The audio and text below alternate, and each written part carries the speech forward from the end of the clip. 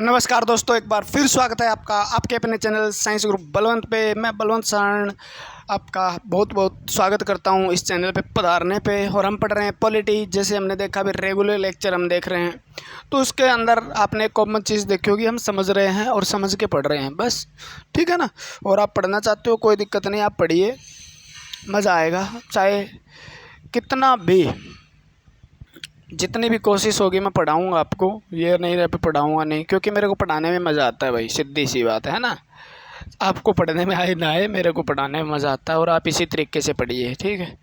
छोटी वीडियो अपने न तो आप बायोलॉजी की बनाते, ना केमिस्ट्री की बनाते, ना फिजिक्स की बनाते, ना पॉलिटी की बनाते, है ना।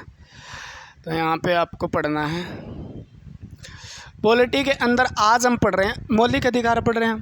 क्या पढ़ रहे हैं? मौलिक अधिकार की बातें हो रही है, आपके फंडामेंटल राइट की बात हो रही है, आपके मूल अधिकार की बात हो रही है, जो 12 से लेकर 35 तक दिया गया है। मूल अधिकार है, भाग 3 में है, अमेरिका से लिया गया है। इस प्रकार की बातें हमने पीछे डिस्कस की। आज हम पढ़ते हैं, हमने कर लिया है, आपको पता हो तो अनुच्छेद 23 और 24 तक पढ़ लिया था हमने, शोषण के विरुद्ध अधिकार, ठीक है ना, ये पढ़ लिया था हमने। हमारा रहता है आज हम स्टार्ट करते हैं धार्मिक स्वतंत्रता का अधिकार। धार्मिक स्वतंत्रता का अधिकार, यानी आपको धार्मिक स्वतंत्रता का भी अधिकार है। वो कहाँ से है? तो हमने 24 तक पढ़ा, तो आगे आएगा 25 और 25 से लेकर हम 28 तक क्या पढ़ेंगे? अनुच्छेद 25 से 28 तक हम पढ़ते हैं धार्मिक स्वतंत्रता का अधिकार, ठीक है ना। 25 से 28 क्लियर है? कौन से अनुच्छेद? तो 25 से 28। तो इसके अंदर धार्मिक किस प्रकार की, जो वो स्वतंत्रता का आधार पीछे था 19 में पढ़ा था हमने, 20, 21, 22 तक पढ़ा हमने, वो चीज़ अलग थी, ठीक है ना। ये आपको धार्मिक स्वतंत्रता देता है। क्या देता है? रिलीजन, जो फ्रीडम है वो देने का जो आपका राइट है वो है ये, ठीक है ना। यानी आपके धर्म के अनुसार आपको क्या स्वतंत्रता मिल सकती है, आप धर्म के मान सकते हैं, किस प्रकार से धर्म का अपना प्रचार कर सकते हैं, किस धर्म से आप किस प्रकार से धार्मिक कार्यक्रमों का प्रबंध कर सकते हैं, आप किस प्रकार से लंगर लगा सकते हैं, आप किस प्रकार से कीर्तन कर सकते हैं। तो ये आपको स्वतंत्रता भारत सरकार ने संविधान के अंदर, आपके संविधान के अंदर दी हुई है, आर्टिकल 25 से लेकर आर्टिकल 28 तक, जिसे हम धार्मिक स्वतंत्रता कहते हैं। इसमें 4 क्या है? देखो 25, 26, 27, 28 में 4 बात कही गई है। एक यानी 25 में कही गई है, याद करने के लिए, एक 26 में कही गई है, एक 27 में कही गई है, और एक बात क्या कही है? 28 में। बात तो एक नहीं अनेक कही गई होंगी, लेकिन हमें याद किस प्रकार से करना है? हमें याद किस प्रकार से करना है? आप किसी भी धर्म को मान सकते हो, कोई प्रॉब्लम नहीं, ठीक है। उस धर्म का आप प्रचार कर सकते हो, कोई प्रॉब्लम नहीं।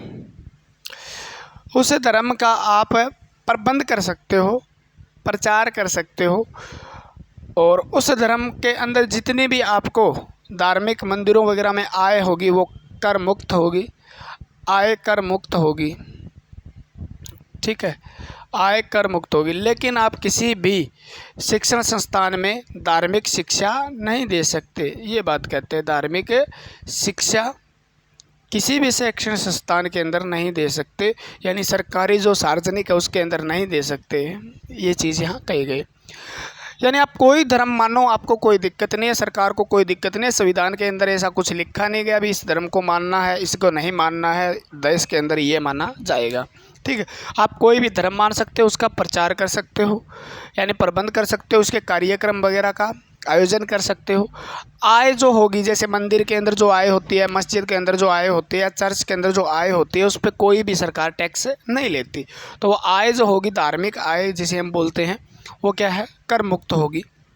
दान दक्षिणा और शिक्षा, आप किसी भी सरकारी स्कूल के अंदर आप धार्मिक शिक्षा नहीं दे सकते। भी उस स्कूल के अंदर हिंदू बच्चे भी पढ़ने आ सकते हैं, मुस्लिम बच्चे भी, ईसाई, और आप वहाँ पे किसी धर्म का प्रचार नहीं कर सकते। भी हिंदू का आप प्रचार करिए, सरकारी स्कूल की बात हो रही है यहाँ पे, ठीक है ना। ठीक, सरकार के द्वारा जो चलाया जाता है उसके अंदर आप किसी भी धर्म का प्रचार नहीं कर सकते, या सरकार के अंडर में जो स्कूल आते हैं उनके अंदर भी आप धार्मिक प्रचार नहीं कर सकते, ठीक है ना। तो ये 4 बातें कही गई। चारों बातों को अलग अलग से देखते हैं क्या क्या बात है और किस किस प्रकार से क्या लिखना है।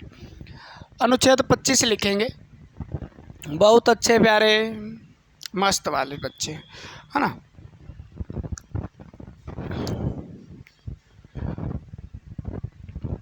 धर्म, रीति रिवाज,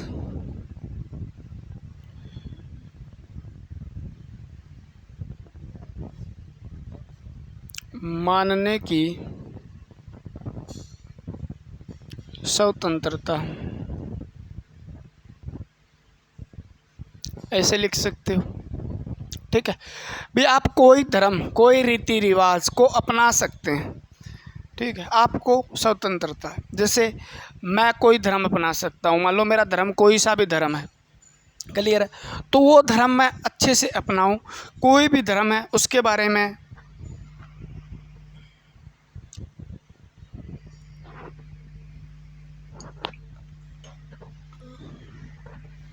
ठीक है, तो मुझे स्वतंत्रता है भी, मैं कोई भी धर्म अपना सकता हूँ। ठीक है, उस धर्म के मैं रीति रिवाज फॉलो कर सकता हूँ। जैसे मैं मतलब मेरा धर्म है हिंदू मान लो, ठीक है ना, तो मैं हिंदू धर्म के रीति रिवाज फॉलो करता हूँ, तो मुझे कोई व्यक्ति नहीं रोक सकता या सरकार नहीं रोक सकती। जैसे मेरा पहनावा है, ठीक है, मैं दाढ़ी रखूँ, मूंछ रखूँ, न रखूँ, मैं रखूँ, मेरा ये धार्मिक मेरी रीति रिवाज की स्वतंत्रता है। मैं कपड़े कौन से पहनूँ, कुर्ता पजामा पहनूँ, पैंट शर्ट पहनूँ, ठीक है, ये मेरी धार्मिक स्वतंत्रता है, क्योंकि मैं मेरे रीति रिवाज को, हो सकता है मैं पगड़ी पहनूँ, ठीक है, मूंछें रखूँ, मैं हरियाणा का हूँ तो हरियाणा जैसे मूंछें रखना स्टार्ट कर दूँ, तो ये मेरी रीति रिवाज है। इसको मानने से मेरे को कोई नहीं रोक सकता। ये मेरी रीति रिवाज और धार्मिक स्वतंत्रता, मेरे धर्म का मैं पालन करूं, उसके कर्तव्यों का पालन करूं, तो भी मुझे सरकार या आप कोई भी नहीं रोक सकते। जिस प्रकार से धार्मिक स्वतंत्रता के आधार पे कुछ छूट भी दी जाती है, कुछ छूट दी जाती है किस प्रकार से, जैसे सिख होते हैं, सिख वो क्या है, कृपाण रख सकते हैं, आपने देखा होगा, सिख धर्म को अपनाते हैं वो कृपाण रखते हैं, ठीक है ना, कृपाण रखते हैं, लेकिन वो भी एक लिमिट तक छूट है। कृपाण अगर आप कोई भी सभा में जाते हो या कोई संघ के अंदर जाते हो, तो वहाँ पर ध्यान रखा जाए इस बात का भी, इस कृपाण को आप अपनी म्यान से नहीं निकाल दे। अगर इस कृपाण को आप म्यान से निकालते हैं तो वहाँ पे भी ये हथियार के रूप में माना जाएगा, ठीक है ना। तो इसके ऊपर क्या है, आप हैं अपने धर्म को फॉलो कीजिए, कोई दिक्कत नहीं, कृपाण म्यान के अंदर रखिए। जैसे ही आप म्यान से बाहर कृपाण निकालते हैं, यानी संघ कोई सभा में बैठे हैं, तो वहाँ पे इसको हथियार मान लिया जाता है फिर, है ना। कृपाण वो होती है, उसको वो उनके 5 चीज़ें होती है, वो अपनी अपनी रखते हैं, ठीक है। जैसे आप कह दो जैन धर्म, जैन धर्म के अंदर क्या था, एक सिंधारा, क्या था, एक संधारा करके था, संधारा। तो वो अपने धर्म का फॉलो करने के लिए संधारा के अंदर क्या रखते हैं, वो उपवास रखते हैं। क्या रखते हैं, उपवास, उपवास यानी व्रत रखते हैं, और व्रत रख के क्या हो जाते हैं, मृत्यु को प्राप्त हो जाते हैं। तो जैन धर्म के अंदर ऐसा कहा जाता है कि जो उपवास रख के संधारा करेगा, वो उपवास रखेगा, उपवास रख के यानी भूखा रह के वो एक दिन मृत्यु को प्राप्त हो जाता है। तो मृत्यु को प्राप्त हो जाता है, उसे मोक्ष की प्राप्ति होती है। तो ये उनका क्या है, एक धार्मिक रीति रिवाज है। इसको फॉलो करके, तो इसको क्या, संधारा यानी आप सुसाइड करते हो मान लो, तो वो क्या है, कानूनी अपराध है ना, सुसाइड करने की कोशिश भी करते हो, लेकिन ये मरने के लिए, मृत्यु के लिए यानी मोक्ष को प्राप्त होने के लिए एक संधारा रखते हैं। ये भी तो एक उसी प्रकार का हो गया, लेकिन यहाँ पर ये इनका क्या है, रीति रिवाज है जैन धर्म का, तो इसके अनुसार इसको ये क्या दी गई है, छूट दी गई है। जैसे हिजाब सुना होगा आपने, मुसलमानों को हिजाब, मुस्लिम लोग पहने ना पहने वो उनकी मर्जी, ठीक है ना, वो पहन सकते हैं, क्लियर। तो उनको कोई नहीं रोक सकता भी आप हिजाब पहन के यहाँ क्यों आए, हिजाब पहन के यहाँ क्यों गए हो, फलाना दिखड़ा, ऐसा, क्योंकि उनके रीति रिवाज है, उनको वो फॉलो करते हैं। जैसे हिंदुओं के अंदर सिंदूर लगाया जाता है, ठीक है, यहाँ से लेकर यहाँ तक लगा देते हैं, बिहार यूपी की तरफ तो थोड़ा लगा, आजकल थोड़ा थोड़ा मॉडर्न ज़माना भी हो गया, बस ऐसे लगा कर ऐसे छिपा भी लेते हैं, पता नहीं चले, ठीक है। तो छोटा सा लगा लेते हैं, पेंसिल से भी काम चला लेते हैं, धीरे धीरे बदलता जा रहा है। तो वो उनकी धार्मिक रीति रिवाज है, उनको मानने से कोई नहीं रोक सकता, उनका कर्तव्य है, वो उसका पालन कर सकते हैं। क्लियर हुई बात। यानी धार्मिक स्वतंत्रता में पहली धर्म और रीति रिवाज को मानने की स्वतंत्रता है। आप किसी प्रकार का रीति रिवाज, आपका किसी प्रकार का आपका कल्चर है, उसको आप मानिए, आपको कोई दिक्कत नहीं होगी, कोई नहीं रोक सकता। अनुच्छेद 26 मेरे हिसाब से समझ में आ गया होगा। अनुच्छेद 26 क्या करता है, धार्मिक कार्यों का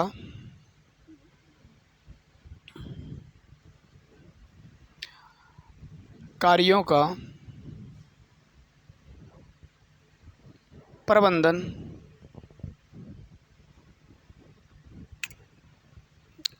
करने की स्वतंत्रता।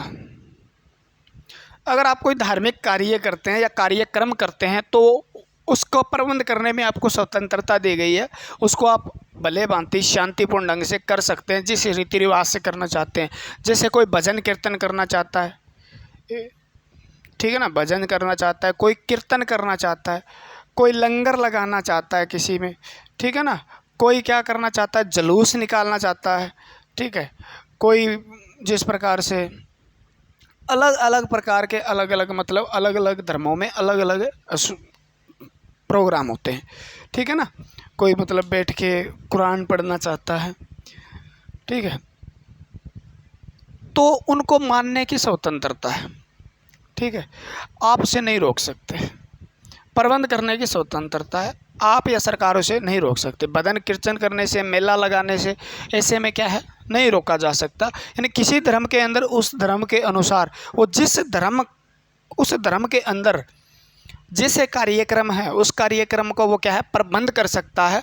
वो प्रबंध करने का मतलब वो उस कार्यक्रम को क्या कर सकता है, प्रबंध का मतलब तो जानते ही हो, बना सकता है, मेला लगा सकता है, हर चीज़ की मतलब अलग अलग धर्मों में अलग अलग प्रबंध करने या कार्यक्रम होते हैं। जैसे हिंदू धर्म के अंदर भजन कीर्तन, ये सिख धर्म के अंदर लंगर होता है, ठीक है, जुलूस निकाले जाते हैं, अलग अलग भगवान की मतलब क्या निकाली जाती है, पैदल यात्रा निकाली जाती है, कोई अलग अलग प्रकार के रथ वगैरह निकाले जाते, तो ये आपको स्वतंत्रता है, ठीक है। तो धार्मिक कार्यों के प्रबंध करने पे या आप उस धर्म को आगे बढ़ाने के लिए कार्यक्रम करते हैं, उसका प्रचार करते हैं, कोई भी प्रचार करते हैं किसी भी तरीके से आप मतलब उस प्रचार तब तक सही माना जाता है या कोई चीज़ जब तक सही मानी जाती है।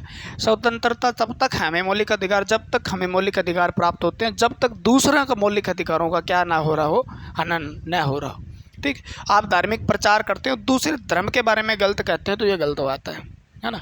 अपने धर्म का प्रचार कीजिए, पॉजिटिव वे में कुछ भी कीजिए, आपको कोई दिक्कत नहीं है, लेकिन आप दूसरे धर्म के बारे में कुछ गलत नहीं कह सकते, क्योंकि उन्हें भी अपनी एक स्वतंत्रता प्राप्त होती है। क्लियर है ना बात, ठीक है। तो यहाँ पे ये बात कही गई है, आप समझ सकते हो इस बात को ना, धार्मिक कार्यक्रमों की स्वतंत्रता। अनुच्छेद 27 क्या कहता है, धार्मिक आय को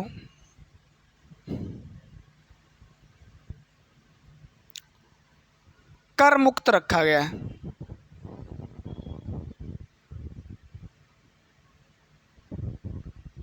तो ये भी स्वतंत्र, तो कितना दान करो कोई टैक्स नहीं, ठीक है ना, कोई टैक्स नहीं। धार्मिक आय जैसे कोई दान दक्षिणा होती है, मंदिर के अंदर चढ़ावा चढ़ाया जाता है, या किसी लंगर लगाने के लिए, या किसी ट्रस्ट में आप पैसे देते हो मान लो, तो भले के लिए मतलब धर्म, वो क्या है, धार्मिक कार्यों का मतलब क्या है, धार्मिक आय जो इनकम है, ठीक है ना, यानी वो इनकम मंदिर के अंदर हो रही है, कहीं से भी आपको कोई इनकम हो रही है मान लो, ठीक है ना, मंदिर के अंदर इनकम हो रही है, या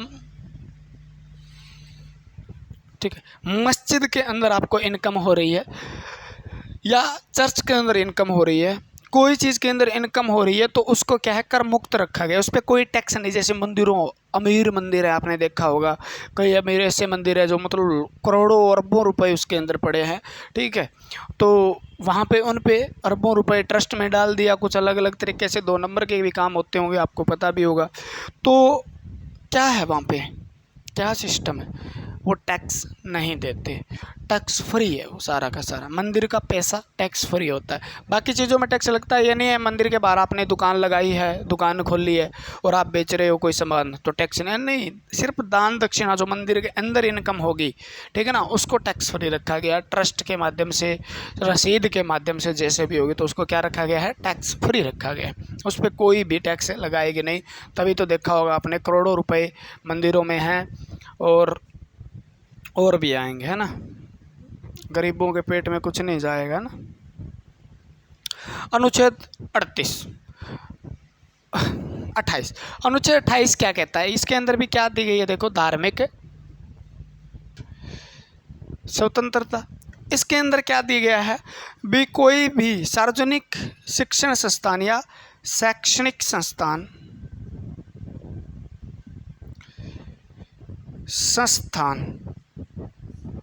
में धार्मिक शिक्षा पर प्रतिबंध।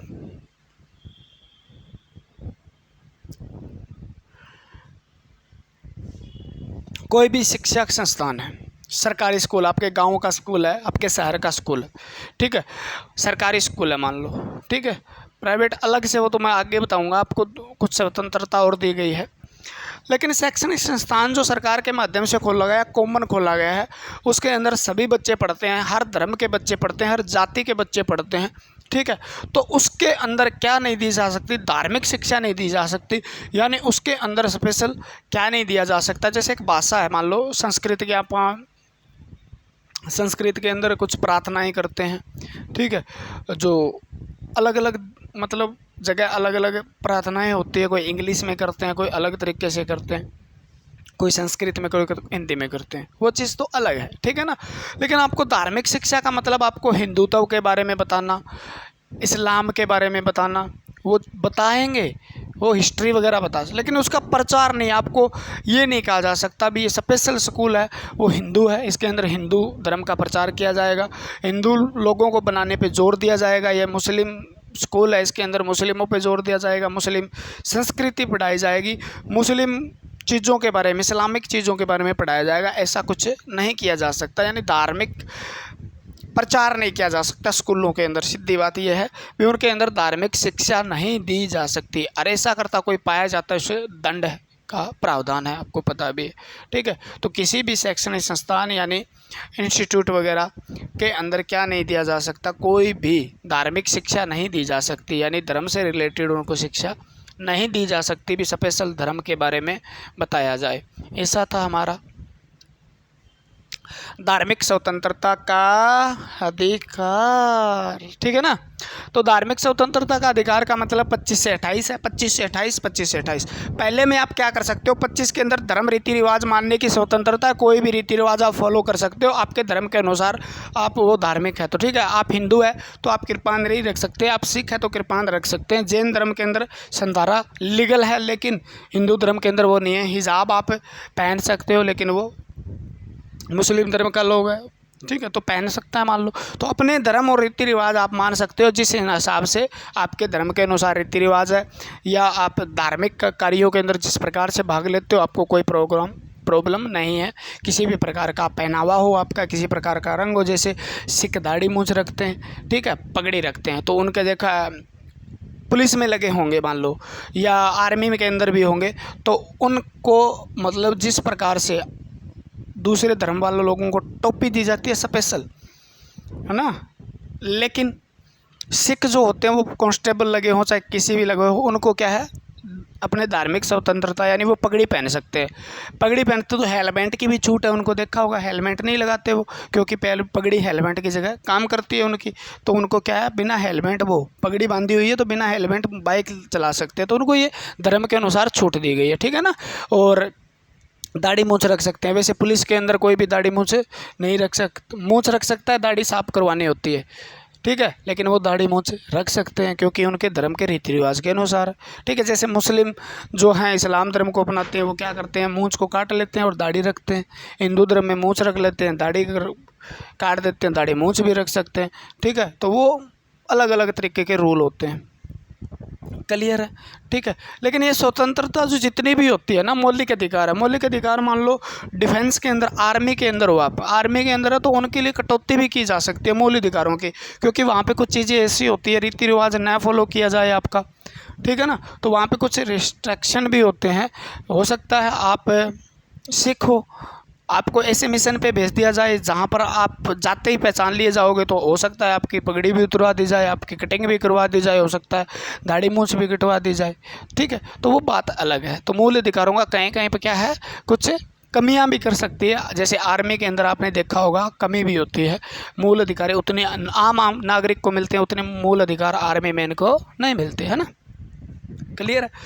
धार्मिक कार्यों का प्रबंध करने की स्वतंत्रता, यानी आप कोई भी भजन कीर्तन करते हो, आप कोई मेला लगवाते हो, कोई लंगर लगाते हो, तो सरकार को कोई प्रॉब्लम नहीं है। आपको ये क्या है, एक स्वतंत्रता दी गई है। किसी व्यक्ति को कोई प्रॉब्लम नहीं होनी चाहिए जब तक दूसरे धर्म पर आँच ना आए या दूसरे लोग परेशान न हो उस चीज़ से, ठीक है।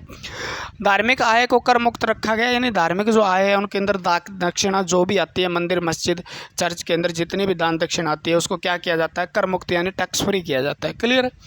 शैक्षणिक संस्थान के अंदर धार्मिक यानी कोई भी शिक्षा संस्थान है या स्कूल है या कॉलेज है उसके अंदर क्या नहीं दी सकता, आपको धार्मिक शिक्षा नहीं दी जा सकती, ये बैन है। तो ये मौलिक अधिकार 23 शोषण 23-24 शोषण था, 25 से 28 ही हमारा धार्मिक स्वतंत्रता का अधिकार था। धर्म, ठीक है, यानी आप कोई धर्म अपनाओ कोई प्रॉब्लम नहीं है, धर्म के अंदर कोई प्रचार करो आपका कोई प्रॉब्लम नहीं है। प्रचार करोगे तो आपको जितना पैसा लगेगा वो फ्री है, टैक्स फ्री है, लेकिन प्रचार करने के बाद आप स्कूल में ये काम नहीं कर सकते। यानी प्रचार तो कर सकते हो, धर्म को अपना सकते हो, ऐसे याद कर सकते, धर्म को अपना सकते हो, उसका प्रचार कर सकते हो, और प्रचार करने के लिए पैसा लगेगा वो आय मुक्त है, आयकर मुक्त है। लेकिन ये काम आप स्कूल में जाके नहीं कर सकते, स्कूल में जाओगे तो फिर डंडे लग जाएंगे ना। तो धर्म अपना सकते हो, प्रचार कर सकते हो, और वो प्रचार करने में पैसे हैं वो टैक्स फ्री है, ठीक है ना, टैक्स फ्री है। तो ये हो गया आपका। तो हमारे हो गए कौन कौन से हो गए, जैसे समानता का अधिकार हो गया, शोषण के विरुद्ध अधिकार हो गया, स्वतंत्रता का अधिकार हो गया, धार्मिक स्वतंत्रता का अधिकार हो गया। तो कितने अधिकार हो गए हमें, 4 हो गए। इसके बाद हम क्या पढ़ेंगे, हमें सांस्कृतिक व शैक्षणिक अधिकार क्या है वो पढ़ेंगे, और उसके बाद धार्मिक उपचारों का अधिकार, सॉरी धार्मिक कह रहा हूँ, संवैधानिक उपचारों का अधिकार हमें है वो पढ़ेंगे। यानी 6 आपके मौलिक अधिकार है कंप्लीट हो जाएंगे, क्लियर। अगला हम पढ़ते हैं सांस्कृतिक व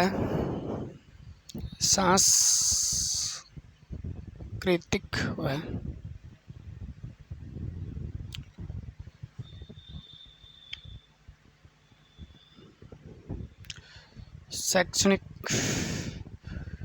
अधिकार।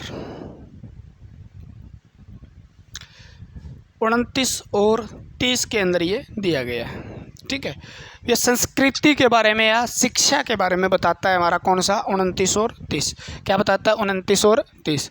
पहले में क्या लिखा है देखो, यानी 29 के अंदर क्या लिखा है, अनुच्छेद 29, अल्पसंख्यकों को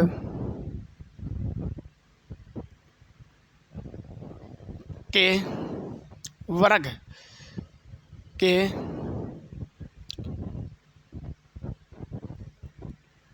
हित का संरक्षण, ठीक है। और दूसरा क्या लिखा है देखो अनुच्छेद 30 के अंदर, दोनों बात यही समझ लेंगे, अल्पसंख्यों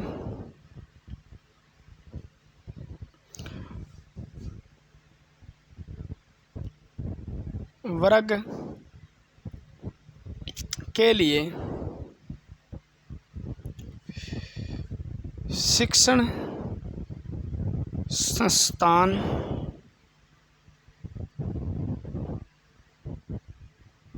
स्थापित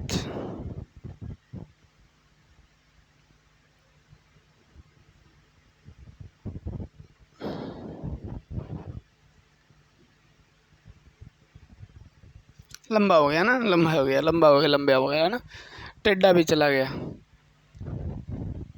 देखो दोनों बातें समझनी है यहाँ पर, बहुत ही अच्छी बात है। आपसे सीधा पूछा जाएगा अल्पसंख्यक वर्ग के हित का संरक्षण किस अनुच्छेद के अंदर है, तो आपको 29 के अंदर अल्पसंख्यक वर्ग के लिए शिक्षण संस्थान। यहाँ पर ये चीज़ इंपॉर्टेंट है, ठीक है, यहाँ पर ये चीज़ इंपॉर्टेंट है, यहाँ पर ये चीज़ इंपॉर्टेंट है, ठीक है। तो अल्पसंख्यक दोनों उनके लिए जो माइनॉरिटी बोलते हैं, आप माइनॉरिटी यानी अल्पसंख्या का मतलब 10% से भी कम जनसंख्या जिसकी है, तो ये माइनॉरिटी आपको किस हिसाब से दी जाती है आपको बता दिया जाए। भी हो सकता है हमारे देश के अंदर मुस्लिम माइनॉरिटी हो, ठीक है, हो सकता है कहीं पे जैसे पूर्वी देश के अंदर हम जाते हैं, अरुणाचल प्रदेश वगैरह, नागालैंड जाते हैं मान लो, तो वहाँ पे क्या है, ईसाई ज़्यादा है, क्रिश्चियन वगैरह ज़्यादा है, ठीक है ना। तो वहाँ पर क्या होता है, वहाँ पर हिंदू बहुत ही कम है, हिंदू बहुत ही कम है, या तो उन्होंने धर्म अपना लिया, अपना धर्म त्याग के दूसरा, तो वहाँ पे क्या हो गए, वो माइनर हो गए।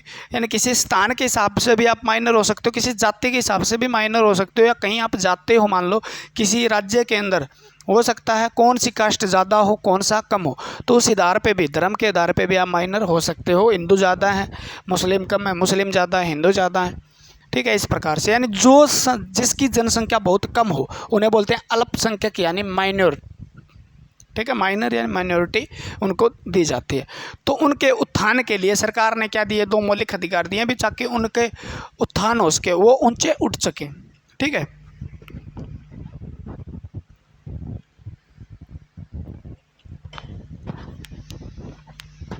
उनको ज़्यादा जनसंख्या वाले जो वहाँ पे रहते हैं वो दबा ना सके, इसलिए उनको क्या मौलिक अधिकार दिए हैं भी, आप सीधा उसके लिए सुप्रीम कोर्ट या हाई कोर्ट जा सकते हो अपना लेके भी, हमें दबाया जा रहा है हमें इस प्रकार से। तो उनके हित के लिए सरकार, ताकि उनका ऊपर उठ सके, उनको ऊपर उठाया जा सके, तो अल्पसंख्यक जो है उनको क्या दिए गए, अधिकार दिए गए। अल्पसंख्यक हम भी हो सकते हैं, आप भी हो सकते हो, वो स्थान के हिसाब से डिपेंड करता है भी स्थान कौन सा है, क्योंकि जिस स्थान पे हो सकता है, जैसे हरियाणा की बात करें तो हरियाणा के अंदर माइनॉरिटी के अंदर कौन आ सकते हैं, क्योंकि मुस्लिम बहुत ही कम है हरियाणा के अंदर, ठीक है ना।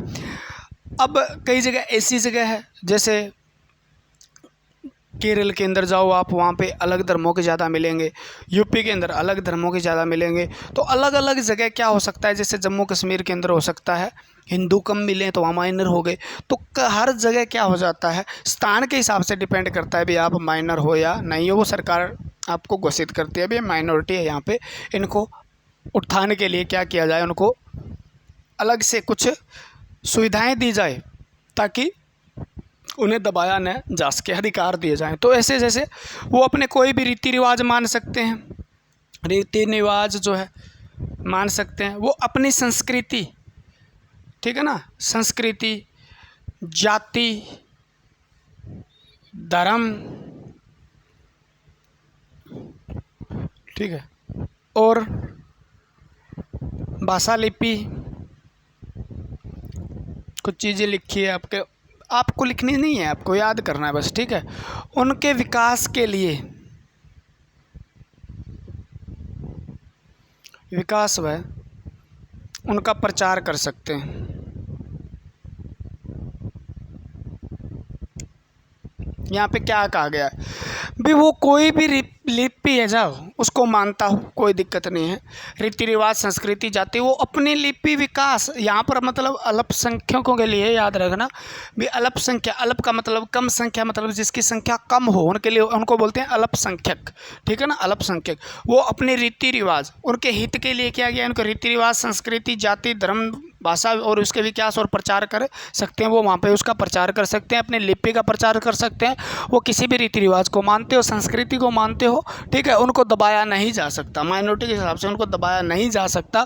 वो अपने भाषा को मानते हैं तो मानते रह सकते हैं, कोई ज़रूरी नहीं है उस वो मतलब दूसरे जो ज़्यादा जनसंख्या वाले उनको फॉलो करें, उनकी संस्कृति फॉलो करें, उनकी जाति के हिसाब से उनके धर्म को अपनाएं, कोई ज़रूरी नहीं है, ठीक है। उनका अपने जाति, धर्म, विकास, संस्कृति को फॉलो कर सकते हैं वो, ठीक है, और उनका विकास और प्रचार, विकास के लिए उनका विकास कर सकती है और उनका प्रचार भी कर सकती है। ये बात कही गई है अल्पसंख्यकों के हित के अंदर बात कही, ठीक है। अगर बात यहाँ पर आए तो ये वर्ग शिक्षण संस्थान, यानी कोई भी वो चाहे मैं, जैसे क्या होता है यहाँ पे संस्कृति के आधार पे, एक छोटी सी बात यहाँ पे याद रखो भी, कोई रोक नहीं सकता, वो किसी भी स्कूल के अंदर जाते हैं मान लो, और स्कूल के अंदर अपनी वेशभूषा के, अल्पसंख्यक है, कम है, मान लो 10 तो बंदे बैठे हैं कोई अलग धर्म के, ठीक है, या अलग जाति का, एक अलग जाति का चला जाता है, अपनी वेशभूषा में जाता है मान लो, ठीक है। जैसे आप सोचोगे हिंदू बैठे हैं मान लो, बताऊँ मैं आपको, तो हिंदू के अंदर ही आता है सिख, वैसे संविधान के अंदर तो सिख, जैन धर्म जो है, और उनको किस में रखा गया, हिंदुत्व के अंदर रखा गया है। और सिख जो आ जाए मान लो, वो अपनी अपनी वेशभूषा के अंदर आएगा, क्योंकि वो उसका धर्म है, वो रीति रिवाज के अनुसार से, और वो अपनी वेशभूषा में। तो 10 के अंदर एक आ गया मान लो, सिख बहुत कम रहते हैं मान लो वहाँ पे, तो अपनी आ गया, तो वो क्या करेगा फिर, वो एक मतलब अलग सा दिखेगा, उनमें क्या दिखेगा, अलग सा दिखेगा। तो आप उसको उस आधार पे नहीं मना कर सकते, कोई शिक्षण संस्थान उसको मना नहीं कर सकता भी आप यहाँ पे क्यों आए हो, मैं आपको एडमिशन नहीं दूंगा, आप सीखो, ठीक है, या कोई मुस्लिम आ जाए मान लो, ठीक है, या मुस्लिमों का स्कूल है, उसके अंदर ज़्यादातर लोग क्या मुस्लिम है मान लो, और एक हिंदू है, अल्पसंख्यक वहाँ पे हिंदू कम है, तो वो अलग दिखेगा उनमें से, अलग उसका पहनावा होगा, अलग खान पान होगा, अलग उसका संस्कृति होगी, तो अलग दिखेगा, ठीक है। तो उसको हटाया नहीं जा सकता, स्कूल से निकाला नहीं जा सकता। लेकिन ऐसा क्या होता है, अभी 10 बंदे अलग से हैं, एक बंदा अलग से, तो वो अपना एक ऑकवर्ड सा फील करता है, वो अपने आप को उसके बीच में कंफर्टेबल महसूस नहीं करता। तो इसके लिए क्या किया जाता है, इसके लिए ये अधिकार तो दिए गए हैं, इसके लिए क्या किया गया है, अभी वो हो सके तो अल्पसंख्यक जो है वहाँ पे वो मतलब कंफर्टेबल नहीं है वहाँ पे बैठने में, स्कूल में जाने में, शिक्षण संस्थानों में कहीं पे जाके बैठने में वो कंफर्ट फील नहीं कर रहे हैं, उनकी मतलब हंसी मजाक उड़ाई जा रही है। तो वो क्या कर सकते हैं, अपने नए शिक्षण संस्थानों का, एक अलग से शिक्षण संस्थानों का भी क्या कर सकते हैं, स्थापना कर सकते हैं, ठीक है, यानी शिक्षण संस्थान स्थापित कर सकते हैं। वो चाहे तो मतलब जैसे माइनॉरिटी के आधार पे क्या कर सकते हैं, अल्पसंख्यक के आधार पे एक अलग शिक्षण संस्थान की स्थापना कर सकते हैं, यानी कहीं पे मान लो हिंदू ज़्यादा हैं और मुस्लिम वहाँ पे अल्पसंख्यक हैं, ठीक है ना,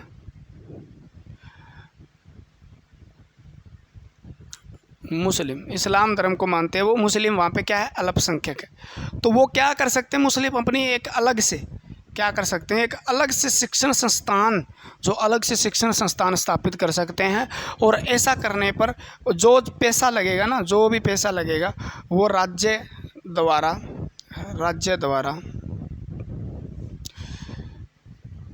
प्रोवाइड करवाया जाएगा, यानी दिया जाएगा, लिख लो, भी अलग से स्कूल वगैरह खोल सकते हैं, वो अल्पसंख्यक अलग से स्कूल खोल सकते हैं। और उनके लिए क्या किया जाएगा, फिर जितना भी पैसा लगता है, जो भी स्थापना करनी है, टीचर की सैलरी है, उस पर अंदर खर्चा है, रख रखाव है, सारा का सारा राज्य आपने बताया अनुच्छेद 12 वाली बात कर रहे हैं, तो सरकार करेगी। वो सरकार उसके क्या करेगी, उनको बढ़ावा देने के लिए उनके लिए हित में कार्य करेगी। तो उनका हित का विकास करना, उनके हित में काम करना, ये भी फ़र्ज़ है। दूसरा, उनके अल्पसंख्यकों शिक्षण संस्थान यानी शिक्षा के स्तर पे ऊपर उठाना, ताकि वो दबाया न जा सके, इसलिए उनके लिए अलग से शिक्षण संस्थान के अंदर क्या दिया गया है, खोलने का प्रावधान भी है। अनुच्छेद 30 के अनुसार वो क्या कर सकते हैं, एक अपना अलग से शिक्षण संस्थान भी खोल सकते हैं। और राज्य का ये दायित्व बनता है भी इस तरीके का वो मतलब जो भी उस पर खर्चा आएगा वो देगा।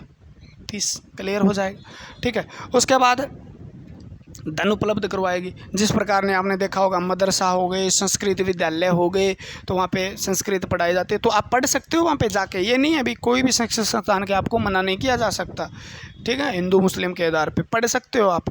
जैसे संस्कृत विश्वविद्यालय है, मुस्लिम विश्वविद्यालय अलीगढ़ हो गया, तो उसके अंदर ये थोड़ी है ना सारे मुस्लिम पढ़ते हैं ना, तो नाम रखे गए हैं। मान लो संस्कृत विश्वविद्यालय है आपका, अलग अलग तरीके से। जैसे मदरसा है, तो मदरसा के अंदर क्या है, वो अल्पसंख्यकों के लिए बनाया गया है, ताकि उसके अंदर मुस्लिम जो हैं वो अल्पसंख्यक माइनर है वो पढ़ सके, और उनके लिए पैसा उपलब्ध करवाना सरकार की क्या है। आप सोचते हो मदरसा है जो इनलीगल है, ऐसा नहीं है भाई, ठीक है ना। सरकार पैसा देती है क्योंकि वो किसके लिए है, अनुच्छेद 30 मौलिक अधिकार है उनका, वो अपना शिक्षण संस्थान आप भी कर सकते हो, ठीक है ना। आप कहीं पे माइनर हो तो आप भी अपने एक अलग शिक्षण संस्थान की स्थापना कर सकते हो, और सरकार का दायित्व बनता है उसके लिए धन उपलब्ध करवाएगी, ठीक है। जिस प्रकार मदरसा वगैरह आपने सुना ही होगा, ठीक है ना। संस्कृत विद्यालय आपने सुने होंगे, जहाँ पे संस्कृति को बढ़ावा दिया जाता है, संस्कृत पढ़ाई जाती है, ठीक है ना, क्लियर है।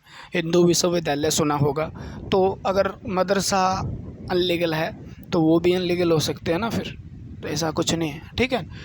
अनलीगल होता तो यहाँ पे लिखा नहीं होता 30 मौलिक अधिकार के अंदर, बात क्लियर, ठीक है। और सरकारी स्कूल के अंदर तो है, प्राइवेट स्कूल जो होते हैं ना, प्राइवेट संस्थान है, उनके अंदर भी 50% आरक्षण है। इसके आधार पर अल्पसंख्यकों को क्या है, 50% आरक्षण होता है। वो एजुकेशन के हिसाब से होगा, ये नहीं है भी हमें आरक्षण है, हमें एडमिशन मिलना चाहिए। एजुकेशन यानी योग्यता के आधार पे होगा, क्वालिफिकेशन के आधार पे आपका क्या होगा, एडमिशन होगा। और 50% तक अल्पसंख्यकों के लिए क्या दिया जाता है, वहाँ पे एडमिशन की सुविधा दी जाती है। प्राइवेट स्कूलों में सीटें रखनी होगी सरकार, ये कहती है अनुच्छेद 30 के अनुसार।